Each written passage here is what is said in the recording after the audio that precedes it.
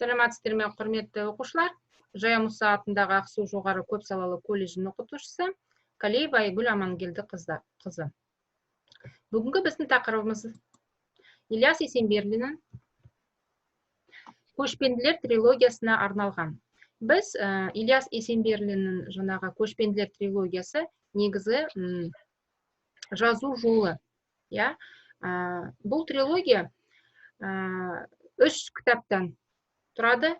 Қазір біз кішкене шағын Ильяс Есенберлиннің жолына тоқталып кетейік, содан кейін барып трилогияға нақты тоқталамыз. Сонымен, қазақ әдебиетімізде бүгінгі күнге дейін ең көп роман жазған осы Ильяс Есенберлин болады. Бұл кісі Ақмола облысында, Атбасар қаласында дүниеге келген. Ата-анасынан ерте айырылып, Ильяс өзіне кейінгі інісі Раунақ екеуі балалар үйінде тәрбиеленеді. Қазақ кен металлургия институтын бітіреді, еңбек жолын Жезқазған кенішіне бастайды, инженер, шахтаның бастығы болып жұмыс істейді. Ұлы Отан соғысына қатысқан. Қайта оралған соң Қазақстан Компартиясының орталық комитетінде нұсқаушысы, Қазақ мемлекеттік филармонияның директоры, Қазақ фильм киностудиясының сценарлық коллегиясының мүшесі, жазушы баспасының директоры, Қазақстан жазушылар одағының екінші хатшысы болып жұмыс істейді. Енді бұл хронологиялық кесте алдарыңызда тұрған. Ең негізгі жаңағы Есенберлиннің өмірінде болған оқиғалар, туғаны, қай жерде ол жұмыс істеді, Ұлы Отан соғысына қатысқан және тағы басқалар. Және 1983 жылы небәрі 68 жасында бұл кісі қайтыс болады. Бұл шығармалары барлық. Енді көшпенділер трилогиясына келетін болсақ, ең бірінші жаңағы бөлімі ол Алмас қылыш деп аталады. Бірақ Алмас қылыштың халыққа жариялауы 1971 жылы болса, одан ең бірінші алғашқы Қаһар бөлімін романын жарыққа шығарады. Бұл Қаһар романы 1969 жылы жарыққа шығады. Хан Кене деген атпен шығады. Екінші бөлімі Жанталас бөлімі 1974 жылы Простор Отчаяние деген атпен жаңағы Простор баспасында жарыққа шығады. Енді құрметті студенттер, сіздерге мынадай сұрақ.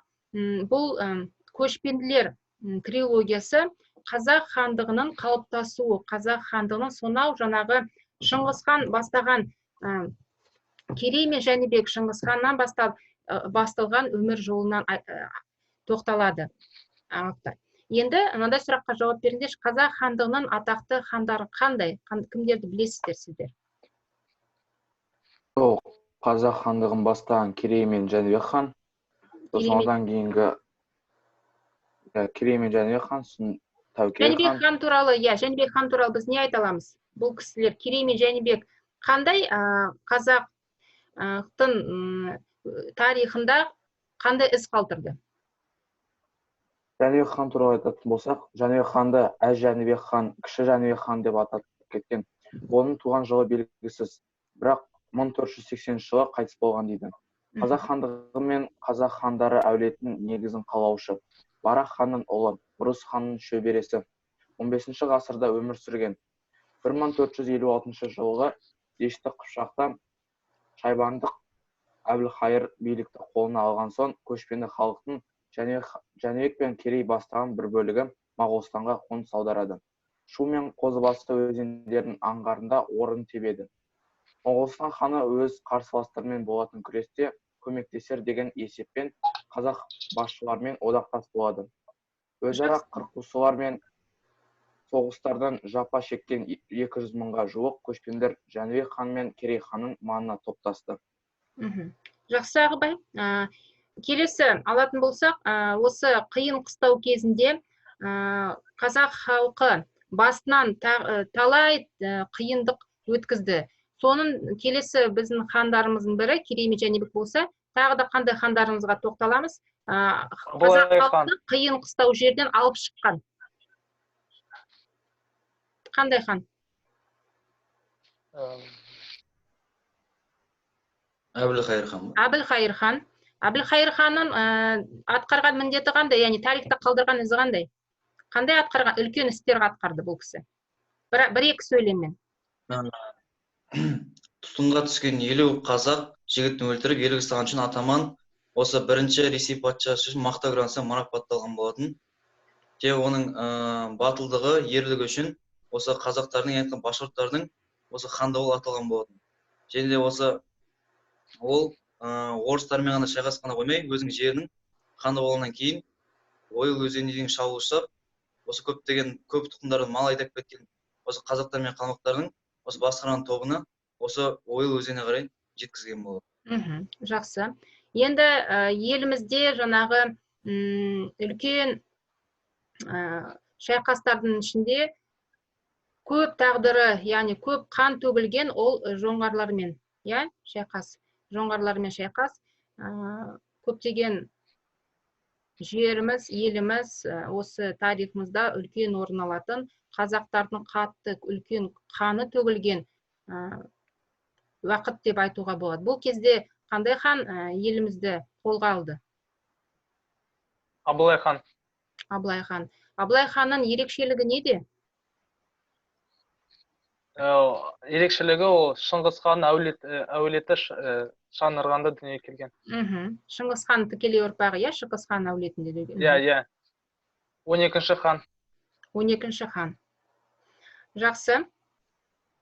Енді келесіге осы трилогияға келетін болсақ, осы атап шыққан хандардың барлығы өмір жолы, билік жолы, сонымен қатар Ресей империясына, енді жаңа ұмытып кеттік айтуға, Ресей империясына отарлау саясатына қарсы болған қай хан болды бізде? Кенесары. Кенесары хан болған. Осы 3-ші кітабы Хан Кене деген атпен шыққан, сол ханға арналған. Бірақ бұл кітап 1969 жылы ең алғашқы рет жарияланды. Содан кейін барып бірінші кітап, екінші кітап сосын шықты. Енді бұл көшпенділер трилогиясы негізгі идеясы қазақ руларының бірлесуі, бір хандыққа ынтымақ құру мәселелері көтерілген. Тарихи романдар деп неге айтады? Өйткені бүкіл өткен тарихтың маңызды оқиғаларын қайта жаңғыртып, оларды көркем түрде баяндайтын романдарды айтады. Яғни бұл тарихи роман. Алдыңызда жаңағы кестеде сіздерде трилогиялық романның кезең-кезегімен жазылып шыққан. Яғни 15-11 ғасырларда, 11-11 ғасыр Алмас Қылыш Әбілхайыр хан басқарған кезең, Алмас Қылыш кітап соғарына арналған. 12-18 ғасырда Жанталас Жәнібек Керей және Абылай хан басқарған кезең, және 19 ғасырдағы Қаһар деп аталатын роман, бұл жаңағы Кенесары асан қайғы болған уақыт, Кенесары хан басқарған уақыт. Көшпенділер жайлы айтылған өте көп пікірлер бар, соның біреуіне тоқталып кетек. Шыңғыс Айтматов: алайда ең бастысы көшпенділердің бұрынғы қоғам жайында да, қазіргі жағдайда да тәуелсіз өз құндылығы мен әдеби тағдырының барлығында жатыр. Яғни мына жерде тәуелсіздікке қол жеткізіп, тәуелсіздік жолы, қазақ хандығының тәуелсіздік жолы, қазақ халқының басынан кешкен қиындығы, қаншалықты қиындық өтпелі кезеңдерден өтіп, осы елімізге, хандарымызға, ата-бабаларымызға осындай елді қалтырып, мұра ретінде қалтырғаныңызға мұнда бір рахмет айтамыз бүгінгі күнде. Тарихи оқиғалардың трилогиясын бейнелеу. Бірінші кітабында не айтылған? Жаңағы айтылған Әбілхайыр, Жәнібек пен Керей хандарынан тақ үшін таласы, қазақ руларының бірлесу идеясын басым суреттелуі бірінші кітапта. Ол жаңағы 1971 жылы жарияланған. Әлемдегі тітіректің дешті қыпшақтардың Әбілхайыр ханның кезінде ішкі сыртқы күштерінің әсерінен әлсіреп, ыдырай бастаған кез. Оның іштей ыдырап жеке хандарға бөліне бастаған алмайын шағы Алмас Қылышта қым-қуат оқиғалар тізбелі арқылы суреттелген. Алғаш Керей, Жәнібек хандар бас болып шаңырақ көтерген қазақ хандығында да оңай бой түзеп кете алған жоқ. Өздеріне ерген елдің іргесі бекіп, өрісі кеңею үшін Керей мен Жәнібек сұлтандарға талау аузулы ел билеушілермен ырғасып, жаға жартысуға тура келді. Орта Азияны ұлан-ғайыр жерін тоқымдай тігілген жеке-жеке иемденген шағын хандықтармен алысу көшпелі алтындай біресе, ол жағы біресе жер ауысқан жаңағы қазақтар шұрайлы жерлерді талай-талай сынға салып тізеден өткізді. Яғни, сіздер білесіздер, қазақ халқы шұрайлы жерлерді өзіне иемденіп, сол кезде басы бірікпей жүрді. Келесі екінші роман, ол Жанталас романы. 18 ғасырда Абылай хан бастаған қазақ халқының қалмақ басқыншыларын біржолата талқан етуі. Абылайдың қазақ елін дербес қазақ хандығына біріктіру әрекеттері, Абылай хан мен оның батырларының ел тәуелсіздігі үшін күрестегі ерлік, даналық істері. Абылай ханның қазақ елін біріктіру жолындағы жанталас күйзелістері көрсетіледі. Сондықтан бұл роман Жанталас деп аталады. Роман Ақтабан шұбырынды Алқакөл Сұлама деген атаумен ұлы қырғын жоңғар шапқыншылығын сипаттаудан басталады. Халықтың осы азаттық күресі үшін алғаш батырлығымен көзге түсіп, бірте-бірте көтеріліп, ел көсемі болған Абылай ғұмыры халқының ел тағдырымен бірлікте баяндалады. Алайда, Абылайды идеал қаһарман ретінде көрсетудің іргесін аулақ сала отырып, жазушы ханның күрделі характерін аша отырып, халық тарихының көркем шежіресін жасауды мұрат тұтады. Келесі Қаһар романы 3-ші кітабы. Бұл 19 ғасырдағы 30-40 жылдардағы Кенесары Қасымов бастаған Ресей отаршылдығына қарсы қозғалыстың жан күйін суреттейді.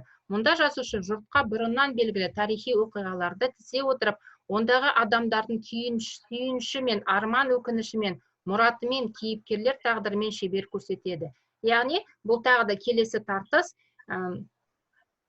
Сіздер білесіздер, қазақ халқы ешкімге бағынбаған халық, басын ешкімге тізесін бүктірмеген халық. Сондықтан отарлау саясатына сол кезден бастап қарсы болған осы Кенесары Қасымов еді. Енді барлық кітапта түйін алатын болсақ, осы 3 романның жаңағы бір көшпенділер трилогиясына келіп түйін жасалатын, осы болашақ ұрпақты қазақты тарихпен тәрбиелеген, қазақтың тарихи жадысына өткірілген қазақ жастарын санасына алаш, тәуелсіздік, қазақ хандығы, қазақ мемлекеті деген ұғымдардың енгізу болды. Есенберлин көшпенділер трилогиясы кез келген ұлттың мәдени өмірінде бір ғасырда, мүмкін бірнеше ғасырда бір-ақ рет дүниеге келген. Яғни бұл трилогия жазушының өшпес мұрасы ретінде, қазақ халқының тарихы ретінде бізге бүгінгі күнге әкелген. Енді қазір сіздермен біз осы қазақ халқының, ал ұлдар еді сіздерге біздің видеодан еліміздің батырлары, елдігі жайлы, олардың мінезін, іс-әрекетін содан кейін барып суреттеп айтып бересіңдер.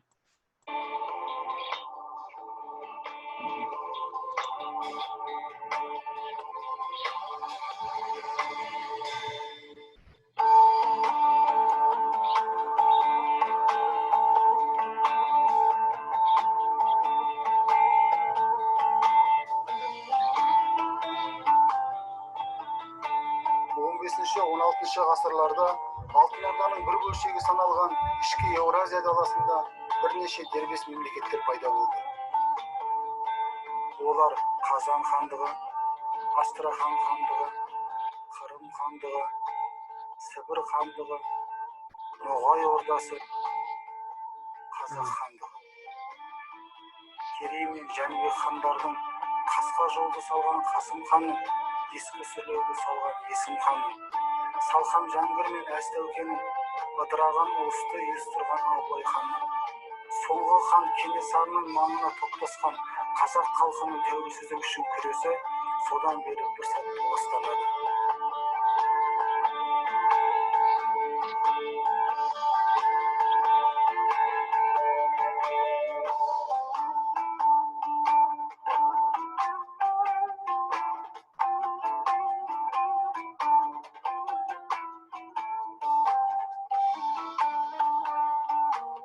қисапсыз жауға есепсіз құрбандық беріп, ян кескі қырғындарда жанқиярлықпен алысса да, елдігі мен бірлігін жоғалтпаған жауынгер халықтың тарихымен танысқымыз келсе, Ленин көшпен.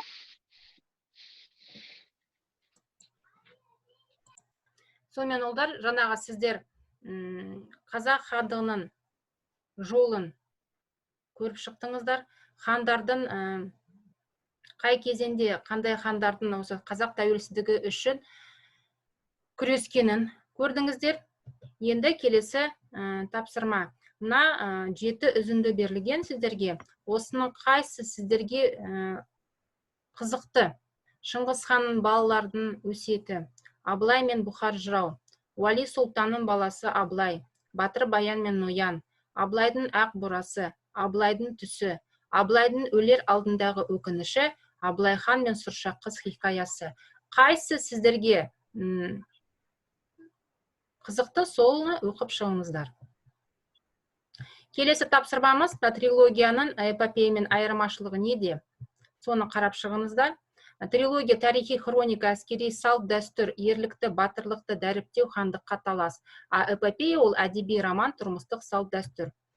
Ұқсастығы екеуі де жаңағы қазақ халқының өмірі, рулық несі, жікшілдік, кейіпкерлер оқиғалары шынайы өмірден алынған оқиғалар. Кейіпкерлерді талдайсыздар. Енді жаңағы айтып шыққан хандарға сіздер мінезімен оның іс-әрекеттерін жазасыз. Мәжілеге сіздерге үлгі берілген. Әбілқайыр хан қандай айлакер, ақылды, айбарлы ел басшысы, өз мақсатына ешбір арамдық, азғындықтан тайынбайтын мейірімсіз қанды қол дейді. Сол жерде жаңағы іс-әрекетіне, мақсатына жету үшін қандай іс-әрекеттер жасады, соны жазып шығасыздар. Енді үйге тапсырма, көшпетілер фильм білесіздер, жаңадан шыққан нұсқауы, соны қарап шығасыздар. Және Әбілмансұр ерекше тұлға эссе жазып шығасыздар. Әбілмансұр деген сіздерде бізде Абылай хан, сондықтан осы Абылай ханға арналған қандай ерекше тұлға ретінде болғанын жазасыздар. Осымен бүгінгі біздің сабағымыз аяқталды. Сабаққа қатысқандар үшін көптен көп рахмет сіздерге ұлдар. Видеоны қарап, тағы да тапсырмаларды қарап, келесі сабақта осы жауаптарыңызды маған жібересіздер. Бүгінгі сабаққа қатысып, белсенді қатысқандарыңызға көптен көп рахмет.